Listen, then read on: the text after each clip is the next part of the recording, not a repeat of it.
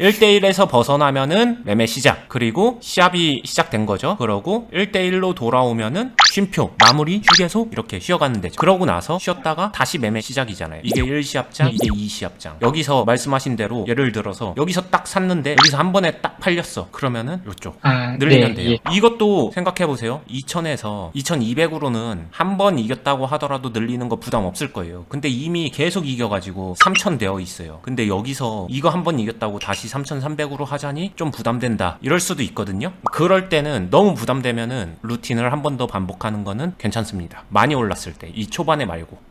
심리적 부담 정도에 따라서 시간을 주고 올라가는. 네. 근데 그거를 제가 오니님한테 선택권을 주고 싶진 않아요. 이유는 그럼 다시 안주하고 타협할 수 있어요. 많이 올랐을 때만. 초기 구간에서는 무조건 올려야 돼요. 이해되셨죠? 근데 이 운동하고 또 같은 맥락입니다. 기초 비중에서는 한 번 이겼다고 하더라도 원샷 원킬 했다고 하더라도 무조건 올린다. 근데 내가 지금 다루는 게 기초 비중이 아니라 사실상 최근에 내 기준에서 고비중이다. 그러면은 거기서는 한 번 더 해도 된다. 이 기준을 명확히 가지고 가세요. 네, 이해됐습니다. 이해되셨죠? 이거는 타협하지 마세요. 안 늘어요, 진짜로. 네, 알겠습니다. 그러면은 여기까지 해서 질문.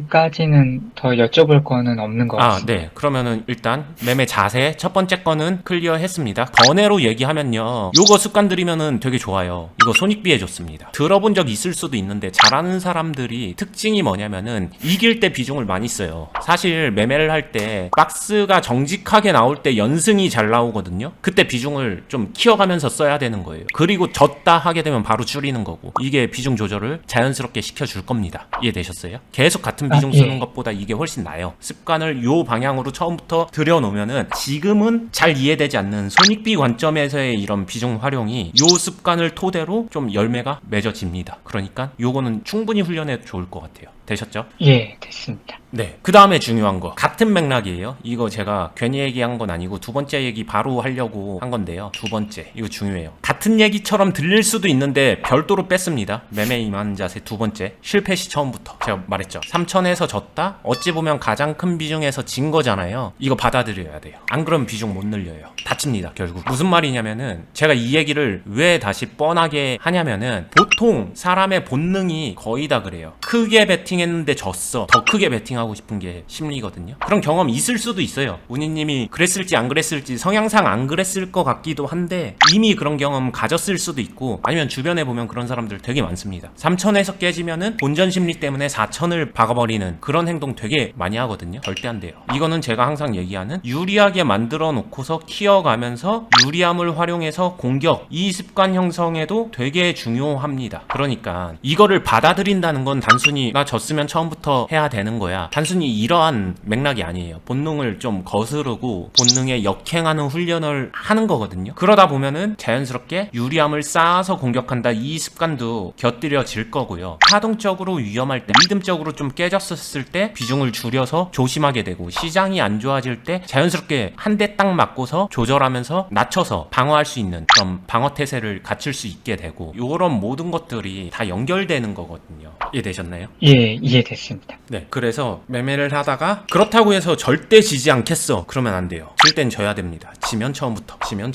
이 모든 루틴에는 이것도 포함돼야 돼요. 공공연하게 자주 나오는 하소연 아니면은 답답한 심정 그런 것들 본 적 있을 거예요. 티끌 모아서 뭔가 한번 해보려고 나는 액션 딱 했는데 여기서 이겼으면 좋았겠지만 꼭 이렇게 티끌을 모아서 액션을 부리게 되면 지게 되더라. 다시 제로가 돼서 맴맴 도는 듯한 이 느낌. 그러다 보니까 여기서 졌으면은 티끌 쌓는 동안에 내가 했었던 행위들이 있잖아요. 그게 너무 아까우니까 여기서 졌어? 그럼 더 크게 하면서 빵 해서 한 번에 이거 쌓아놓고서 하려고 하는 이 보상 심리가 되게 크거든요. 근데 그 보상 심리 그게 본능이라고 하게 되면 거스를 수 있고 역행할 수 있고 이 본능을 통제 컨트롤할 수 있어야 된다. 그래서 지면 처음부터 이거 반드시 지켜야 된다. 이거는 정말 훈련의 영역이다. 이거 다시 한번 강조하고 싶습니다. 이거 이상한 거 아니에요. 티끌 모아서 나 공격 한번 해봤는데 졌다? 이상한 거 아니에요. 이거 티끌 자식을 모아서 공격할 때마다 높은 빈도로 이기면요, 톡 까놓고 말하면 여기 있을 이유 없어요. 이미 잘할 거예요. 투자해서 어떤 매매 하더라도 웬만큼 할 겁니다. 손익비 갖춰지고 이렇게 될 거니까. 무슨 뜻인지 아시겠죠? 훈련하는 동안에 이거 잘 안 되는 게 전 정상이라고 생각해요. 근데 평생 안 되냐? 아니에요. 처음에 안 되다가 점점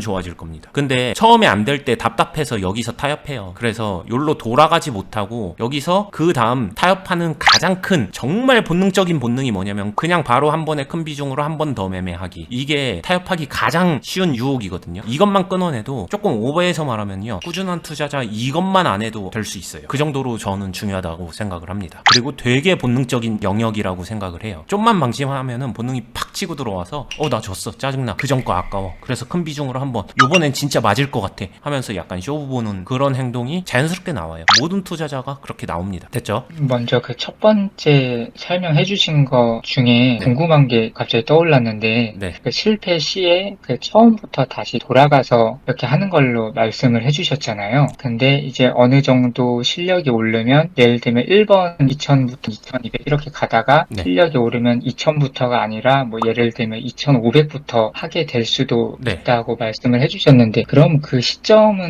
1.5 잡으세요. 지금은 2,000으로 시작하는데 매매를 하면서 올려가는데, 내가 매매를 하다 보니까 승 해서 3,000에서 매매를 나는 좀 제법 했네? 그러면은 이제 돌아가는 거를 2,000 말고 하나 올리세요. 2,200으로. 1.5 정도. 2,000 대비 1.5가 3,000이잖아요. 요 구간에서 매매를 조금 많이 해봤다 하면 한 칸 올리고, 그러면 여기서부터 시작하니까 당연히 이 끝에 역치도 올라가겠죠. 3,300이 되잖아요. 그랬더니 이제는 3,000이 아니라 3,300에서 매매를 많이 하네? 그럼 나의 시작점 다시 올라가서 2,500으로 올라가고, 그러다 보면은 다시 이것도 3,600으로 올라갈 수 있겠죠? 시합장에서 이길 때마다 이렇게 조금씩 늘려가면서 하게 되잖아요. 그럴 때 이기게 되면 결국에는 깨져야 될 때까지 올려야 되는 건가요? 아니죠. 시합을 아까도 말했지만 1대1에서 시합 시작, 그리고 1대1로 돌아오기, 마무리 잘 지어야죠. 네, 이기고 있으면 계속 제가- 매매를 하는 게 아니라 1시합이 벌어졌으면은 네. 1시합을 끝내야죠. 예를 들면 어떤 걸 보유하고 있다. 근데 이게 평가 수익 중이다. 나는 네. 근데 마무리 안 했다. 이거 이긴 거 아니에요. 시합을 시작하고 시합을 끝냈을 때 이기면은 그 다음에 비중을 높여서 그 다음 시합장, 오늘 꼭 안 들어가도 되죠. 내일 들어갈 수도 있는 거잖아요. 그때는 비중을 높여서 들어가라. 네. 이건 거고요. 시합은 기본적으로 매매를 할 때는 시작과 끝 정확하게 지켜줘야죠. 하던 대로. 비중이 높아졌다고 이게 하던 게 변하면 안 됩니다. 예를 들면 제가 계속 이기면서 5,000까지 간 거예요. 그러면 2,000에서 5,000이면 많이 왔으니까 이제 5,000에서 그만 올려야 된다거나 어떤 마지노선이 있는 건지, 아니면 그런 선택이에요. 게 여쭤보고. 사실 마지노선 안 둬도 상관없는데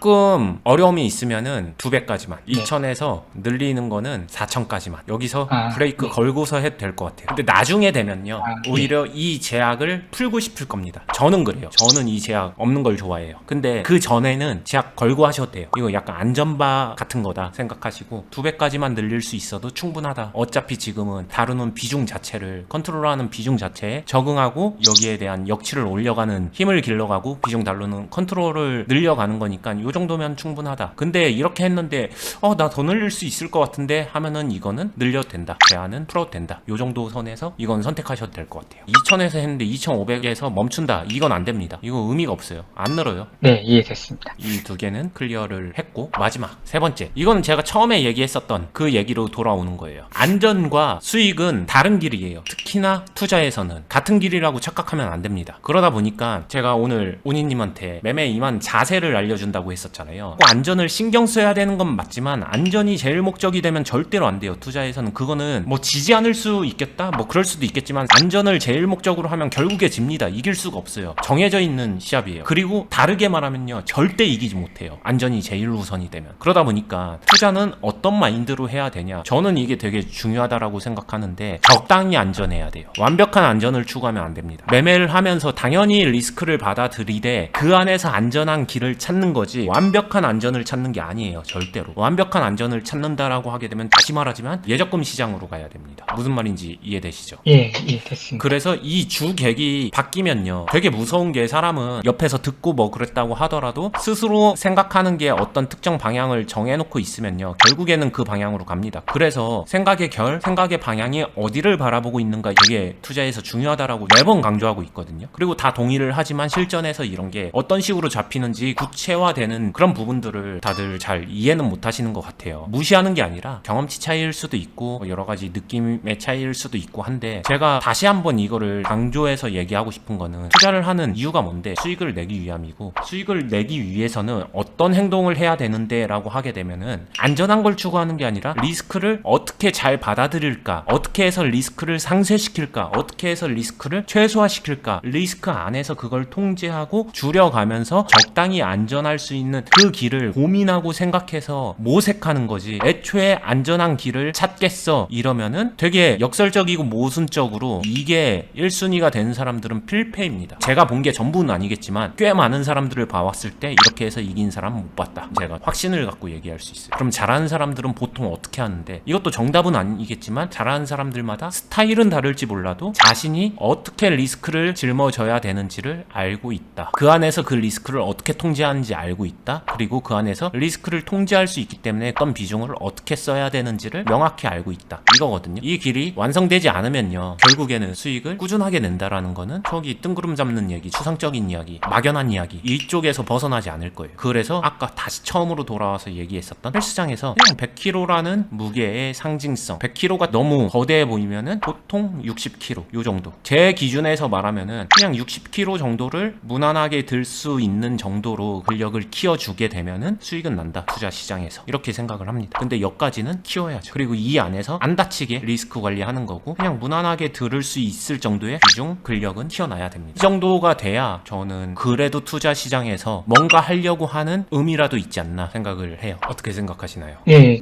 저도 말씀하신 것도 너무 공감도 되고 맞는 말씀이라고 생각도 되고, 제 교육 끝나고 나서 다시 보면서 좀 더 깊게 한 번 더 생각해 봐야겠다는 이런 생각이 들었습니다. 그 다음에 세 가지는 다 말씀드렸어요. 어찌 보면은 되게 원론적인 거죠.